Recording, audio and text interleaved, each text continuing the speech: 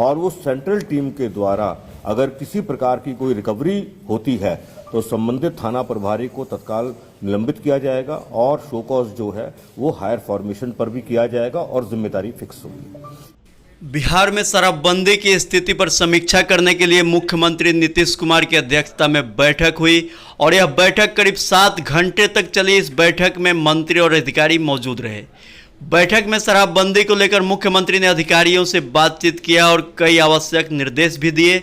7 घंटे चले इस मैराथन बैठक का नतीजा क्या निकला, इसके विषय में स्वास्थ्य विभाग के अपर मुख्य सचिव चैतन्य प्रसाद और डीजीपी एसके सिंघल ने प्रेस कॉन्फ्रेंस करके बैठक में लिए गए फैसलों की जानकारी दी है। उन्होंने बताया कि शराब मिलने पर थानाध्यक्ष को सस्पेंड किया जाएगा। शराब मिलने की जानकारी चौकीदार ने नहीं दी तो उस पर कार्रवाई की जाएगी। इसके साथ ही होम डिलीवरी करने वालों पर भी सख्त कार्रवाई की जाएगी। आइए सुनते हैं उन्होंने क्या कहा।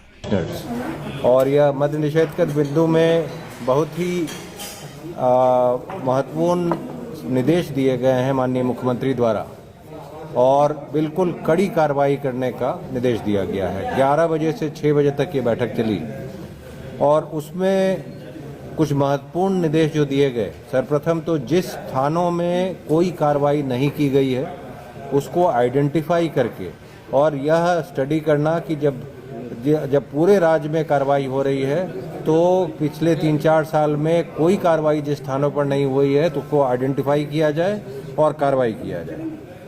जो बॉर्डर एरिया से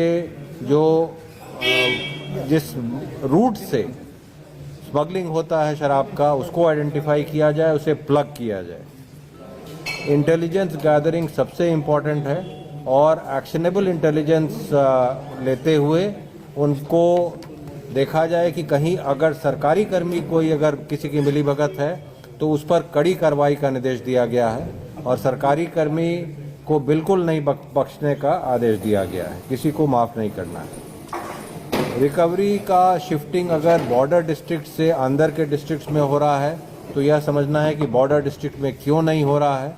अगर कोई केंद्रीय स्तर से टीम जाती है जिलों में और उसके द्वारा वहाँ रिकवरी किया जाता है तो स्थानीय स्तर के पदाधिकारियों पर भी कार्रवाई होनी है। कॉल सेंटर के एफिशिएंसी पर विशेष बल दिया गया है। कॉल सेंटर पर जब कंप्लेन आता है तो उसको शॉर्ट रिस्पांस टाइम में रिस्पांस होना है और पब्लिक का जो आइडेंटिटी है वो डिस्क्लोज नहीं होना है ताकि कोई भी उस कॉल सेंटर पर कंप्लेन कर सके। जो कमिटेड ऑफिसर्स हैं नशाबंदी की ओर, शराब मुक्ति की ओर, उन्हें महत्वपूर्ण जगह पर पोस्टिंग करना है। सारे प्रभारी मंत्रियों को निर्देश दिया गया है कि वो मैसेज स्प्रेड करें। सारे प्रभारी सचिवों को भी निर्देश दिया गया है कि कम से कम माह में एक बार अपने ज़िले में जाएंगे, अन्य विकास कार्यक्रमों के साथ वो शराबबंदी में क्या कार्रवाई हो रही है उसकी भी समीक्षा करेंगे। प्रचार प्रसार पर विशेष बल दिया गया है। झारखंड, उत्तर प्रदेश, पश्चिम बंगाल से जो शराब आ रहे हैं उनको कैसे रोका जाए उस पर कार्रवाई करना है। मुख्यालय स्तर से जितने वरीय पुलिस पदाधिकारी हैं उनको भी निर्देश दिया गया है कि वो लगातार फील्ड में रहेंगे। हाँ, मैं जोर की इसमें सबसे जो इम्पोर्टेंट बात है वो ये है कि एक तो अपनी इंटेलिजेंस मशीनरी को गेयर अप करना है। हमारी जो इंटेलिजेंस मशीनरी है वो पुलिस हेडक्वार्टर्स के लेवल पर भी है और डिस्ट्रिक्ट लेवल पर भी है और उनसे एक्शनेबल इंटेलिजेंस जनरेट करवा के और लगातार जो है वो रेड्स करनी है। लगातार जो शराबबंदी में विरोध उत्पन्न कर रहे हैं या शराब का व्यापार करने की कोशिश कर रहे हैं उन पे सख्त से सख्त कार्रवाई करनी है। अगर हमारी सेंट्रल टीम यहाँ से जाती है स्पेसिफिक इन्फॉर्मेशन पर किसी भी जिले में और उसके किसी भी थाने में और वो सेंट्रल टीम के द्वारा अगर किसी प्रकार की कोई रिकवरी होती है तो संबंधित थाना प्रभारी को तत्काल निलंबित किया जाएगा और शो कॉज जो है वो हायर फॉर्मेशन पर भी किया जाएगा और जिम्मेदारी फिक्स होगी। ये दूसरा पॉइंट है। तीसरा पॉइंट ये है कि जो हमारा क्राइम की प्राइमरी ड्यूटी जो है क्राइम कंट्रोल करने की, लॉ एंड ऑर्डर मेंटेन करने की, वो प्राइमरी ड्यूटी को किसी भी तरह से डाइल्यूट नहीं होने देना है और इस ड्यूटी के साथ साथ बहुत ही मजबूत तरीके से बिल्कुल कमिटमेंट से ओनरशिप लेकर जो प्रोहिबिशन के जो लॉज हैं उसको एनफोर्स करना है, हर लेवल पर एनफोर्स करना है। जो वायलेटर्स हैं उन पे बहुत ही सख्त कार्रवाई करनी है। जैसे कि अगर किसी एसएचओ की शिकायत आती है तो 10 वर्ष के लिए उसे जो है वो एसएचओ का पद दोबारा नहीं देने की बात है। और अगर किसी का डायरेक्ट टाइप का कनाइवेंस आ जाता है तो उसकी जो है उसे सीधा डिपार्टमेंटल एक्शन करके उसे डिसमिस करना है। इसके अतिरिक्त मुख्यालय लेवल पर हर ऑल्टरनेट डे पर DGP, ACS home, excise commissioner हैं और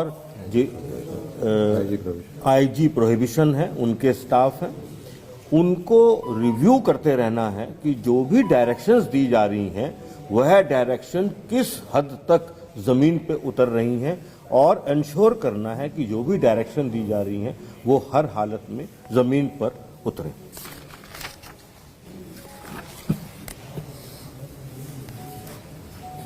कुल 206 लोगों को सेवा से बर्खास्त किया गया है, जिसमें 2 इंस्पेक्टर हैं, 30 सब इंस्पेक्टर हैं, 37 एएसआई हैं, 128 सिपाही हवलदार हैं और 9 जो हैं वो चौकीदार दफादार हैं। इसके अलावा कुल 245 लोगों को वृहद सजा दी गई है, जिसमें जो है वो जिसमें हमारे सब इंस्पेक्टर्स भी हैं, इंस्पेक्टर्स भी हैं और इसके अंदर सैनी भी हैं, सिपाही भी है और हवलदार भी है। इसके अतिरिक्त वर्तमान में अभी 654 डिपार्टमेंटल एक्शन अभी भी चल रहे हैं। इसके अलावा कुल 4 इंस्पेक्टर्स, 46 पुलिस सब इंस्पेक्टर्स, 46 एएसआई, 168 सिपाही हवलदार, 60 चौकीदार दफादार, इन सबके खिलाफ कुल 324 प्राथमिकी दर्ज की गई और जिनमें से 257 में आरोप पत्र समर्पित कर दिया। तो जब आरोप पत्र चला जाता है तो डिपार्टमेंटल एक्शन में डिसमिसल होता है। और इस पूरे आंकड़े से ये बिल्कुल क्लियर है कि कार्रवाई में कोई कमी नहीं है। एक बिंदु और कहना चाहूँगा उदाहरण के साथ, गोपालगंज की जैसे घटना हुई है, उस घटना में कम से कम 3 लोग को जस्ट 15-20 दिन पहले ही जेल भेजा था। वो बेल करा के आए हैं। इनफैक्ट उन 3 लोगों में से एक की मृत्यु भी हो गई। तो ये एक बहुत बड़ा चैलेंज है। ये चैलेंज सभी के लिए है कि लोग जो हैं पुलिस के द्वारा गिरफ्तार करने के बाद जब जेल में भेज दिए जाते हैं तो वो बेल करा करके वापस आके उसी काम में लिप्त होते हैं। ये एक बहुत बड़ा चैलेंज है। बिल्कुल इसी तरह का केस जो है वो कैमूर जिला में भी देखने को मिला था कि कुछ कैमूर जिला के और 1-2 उत्तर प्रदेश के लोग थे जिनको पुराने केस में घटना होने के 1 महीने से भी कम अवधि में जेल में भेजा था। वो बेल करा के दोबारा आए और दोबारा आने के बाद फिर उन्होंने जो है वो शराब बांटने का काम किया, लेकिन वो जो शराब थी उसमें जो मिथाइल अल्कोहल की क्वांटिटी जो है वो पाई गई, जिसकी वजह से लोगों की मृत्यु हुई। तो मैं ये पूरे दृढ़ निश्चय से आप सबके सामने कह रहा हूँ कि हमारी ओर से या हमारे जो पदाधिकारी हैं, हमारे जो कर्मी हैं, वो सब लोग कमिटेड हैं। लेकिन कुछ लोग ऐसे हमेशा से रहे हैं और हमेशा रहेंगे, जो लोग जो हैं वो अपने निजी फायदे के लिए या अपनी जो है अपने संपत्ति अर्जित इल्लीगल संपत्तिदार दफादारों से जुड़ा हुआ है। वो जो बिंदु है वो ये है कि जो चौकीदार की बुनियादी जिम्मेदारी है गांव के हर तरह गांव में जो भी गलत काम हो रहा है और इंक्लूडिंग शराब के बारे में भी कोई सूचना है वो उन्हें हर हालत में देना है। उनकी परेड पर वरीय पदाधिकारी भी जाएंगे और अगर जो है वो अपनी बुनियादी जो ड्यूटी है उसमें कोई कमी रखेंगे तो उन पर भी जो है वो सख्त कार्रवाई की जाएगी। चौकीदार हैं, दफादार हैं हमारे, और हमारा जो थाना लेवल है वो भी इंटेलिजेंस कलेक्शन का बहुत ट्रेडिशनल एक सोर्स रहता है। उनको भी उस काम में पूरी मदद करनी है और एक एलिमेंट ऑफ ट्रस्ट जो है वो चौकीदार, दफादार, थानेदार और वरीय पदाधिकारियों के बीच में ट्रस्ट और समन्वय स्थापित करना है। पब्लिक को अपने साथ रोपिन कर लेना है, ताकि जिस प्रकार का सूचना, जैसे ही कोई सूचना मिले उसमें उनका नाम पूरा गुप्त रखते हुए और मजबूत से मजबूत कार्रवाई की जा सके। यही अभी बुनियादी बातें हैं, इन पर जो डायरेक्शंस हैं वो दिए गए हैं। इनका इम्प्लीमेंटेशन बिल्कुल सीरियसनेस से और इसके वायलेटर्स पे बहुत सख्त कार्रवाई करने की जो निर्णय है वह हुए हैं। निर्णय ये पहले भी थे, इनका इम्प्लीमेंटेशन पहले भी हुआ है, अब इन निर्णयों पर और सख्ती से इम्प्लीमेंटेशन करने की बात है। सिंगल बस स्टैंड है, ये स्टैंड आधे किलोमीटर सर, इस पे कुछ क्या होगा? जो दुकानें हैं वहाँ बिल्कुल आसपास से नहीं, सबसे पहले मैं बता दूं अबाउट इंक्वायरी एंड एक्शन जो लिया गया है सारे कर्मियों पर, उसमें पुलिस पर भी हुआ है, चौकीदार दफादार, होमगार्ड, सैप, एक्साइज सब पर, और जो विभागीय कार्रवाई 808 पर हुए हैं। प्राथमिकी कुल मिला के 400 हो चुके हैं, बर्खास्तगी 238, वृहद पनिशमेंट 259 और एसएचओ का जो बोला डिबार करने का 68 हुआ है। तो कार्रवाई सभी विभागों के सभी कर्मियों पर हो रहा है जो इसमें पाया गया है संलिप्त हैं। और जो आपने बताया इंसिडेंट का या कहीं पता चल रहा है, जहां पर इंसिडेंट हो रहा है, पता चल रहा है, आपसे भी अनुरोध है अगर जानकारी मिले तो अपना आइडेंटिटी नहीं भी बताना है तो प्रोहिबिशन कॉल सेंटर पर बताया जाए। और लगातार रेड्स हो रहे हैं। अगर फिगर आप जानना चाहेंगे तो जिस गति से रिकवरीज हो रहे हैं, अरेस्टिंग हो रहे हैं, वो पूर्व में कभी नहीं हुआ है और ये गति हम लोग बढ़ाते जाएंगे और पूरी कड़ाई से कार्रवाई होगा। पटना जिला के लिए विशेष तौर पर डिस्कशन हुआ। माननीय मुख्यमंत्री जी ने अपनी बातें कही, हमारे माननीय मंत्री जी और जो थे जो बैठक में थे उन्होंने भी अपनी बात कही और हमने भी अपनी बात कही और पटना जिला से उनकी बात भी सुन ली। एक बात बिल्कुल क्लियर है कि पटना जिला को अलग से देखते हैं क्योंकि वो राजधानी है, वो पूरे जो प्रशासन, पूरे सरकार की छवि होती है।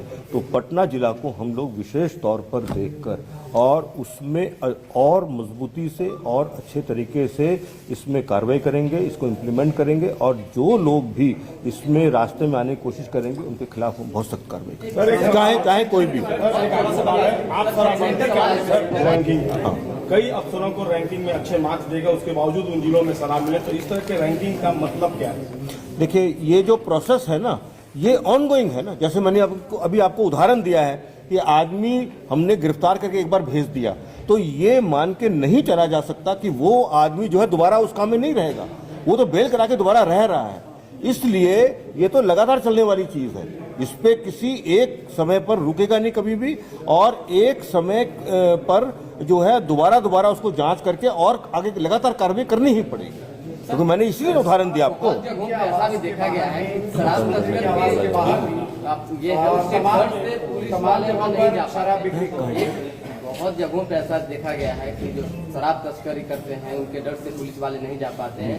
2 ही महीने पहले सराय थाना प्रभारी को हमने फोन किया था, एक जगह शराब काफी ज्यादा भंडार हो रहा था, तो वहाँ नहीं पहुंची पुलिस टीम। नहीं, पुलिस को पहुंचने में कोई दिक्कत नहीं है, ना पुलिस की संख्या में कमी है। इसलिए अगर कोई सूचना हमें मिल रही है तो हम उस पर सख्त से कार्रवाई करने में सक्षम हैं और पुलिस की जो एडिक्वेट स्ट्रेंथ में वहां जाने की जरूरत है उसके लिए भी हम सक्षम हैं, उसमें कोई कमी नहीं है। कुछ इसी तरह का मामला आया था, मेरे पास वो रिकॉर्डेड है मेरे हिडन कैमरे से, उसमें उन्होंने कहा कि वहां हम नहीं जा सकते क्योंकि पुलिस फोर्स हमारे पास नहीं है। देखिए, ऐसा है ना, देखिए अब मैं आपको एक बात और कहना चाहूंगा, एक पूरा पुलिस तंत्र है ना। हम एक सिपाही का कुछ बात कर लेंगे या एक एएसआई कुछ कह देगा तो उससे पुलिस की बात का फैसला नहीं हो सकता है ना। मेरी बात तो सुनिए, मेरी बात सुनिए ना। मान लीजिए आपको किसी ने कहा, तो आपने अगर उससे वरीय पदाधिकारी से बात की, उसने भी वही कहा, उससे वरीय से बात की, उसने भी वही कहा, तब कोई बात मतलब मानी जा सकती है। अगर एक रास्ते में या एक थाने पे गए, आप फाड़ी में गए, वहां पर किसी से पूछ के अगर आपने बात कर ली, वो रिप्रेजेंटेशन जो है वो पूरी पुलिस का नहीं हो सकता है। नहीं, वैसे भी पुलिस का कार्रवाई तो ऐसे ही होता है कि अगर कम दल है, कम बल है तो उसको रीइंफोर्स किया जाता है और बड़ा बल बना के फिर रेड किया जाता है, तो वो तो तुरंत। उस पर क्या कहना है आपका? किसका? सर के बाहर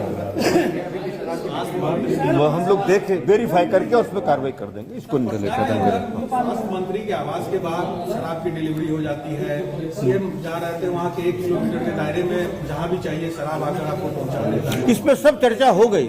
देखिए ऐसा है ना, इस पर अब सब चर्चा हो चुकी है, इसको क्वेश्चन को रिपीट करने का फायदा नहीं है। हमने बहुत इलेबोरेटेड तरीके से बहुत डिटेल में आप सबको बता दिया। चलिए बहुत बहुत धन्यवाद।